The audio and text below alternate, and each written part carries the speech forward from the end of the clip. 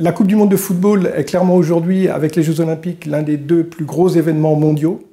Et pas simplement événements sportifs mondiaux, mais événements tout court, puisqu'il n'y a pas l'équivalent dans d'autres disciplines ou industries aujourd'hui au monde. On peut discuter en fonction des critères de qui est le plus important ou pas. C'est clair que les Jeux Olympiques ont des caractéristiques différentes avec 26 disciplines, ce qui induit également beaucoup plus d'athlètes, environ 10 000, contre plutôt 700 et quelques pour la Coupe du monde de football. C'est également du fait d'un nombre de disciplines beaucoup plus importantes, plus d'événements différents finalement, et donc plus de spectateurs, autour de 8 millions, quand on est plutôt autour de 5 millions sur le football.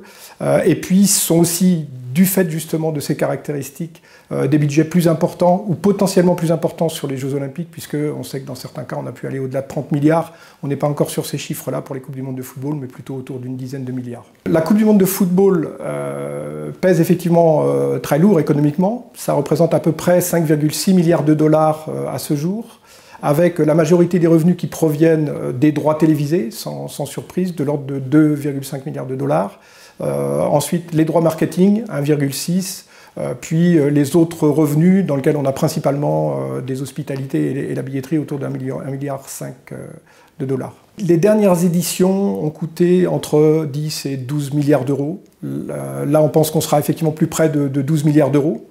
Les dépenses sont d'abord des dépenses pour construire des stades, mais également dans certains cas pour construire des infrastructures non sportives, aéroports, routes en particulier. À ces dépenses doivent être ajoutées évidemment les dépenses de l'organisation de la compétition elle-même, qui, même si elles ont augmenté ces derniers temps avec les coûts concernant la sécurité, constituent finalement une minorité des dépenses dans le cadre de tels événements. Les audiences de la Coupe du monde, là, sont finalement assez proches de celles qu'on peut trouver sur des Jeux Olympiques, donc autour de 3,2, 3,3 milliards de personnes en audience cumulée. Pour la dernière édition au Brésil en 2014, la finale a attiré à peu près 1 milliard de téléspectateurs.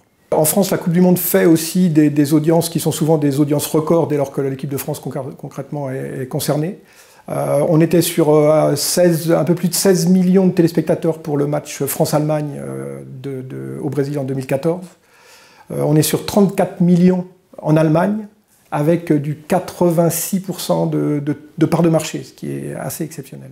Pour la dernière édition au Brésil en 2014, la compétition a accueilli au total 3,4 millions de spectateurs sur l'ensemble des matchs.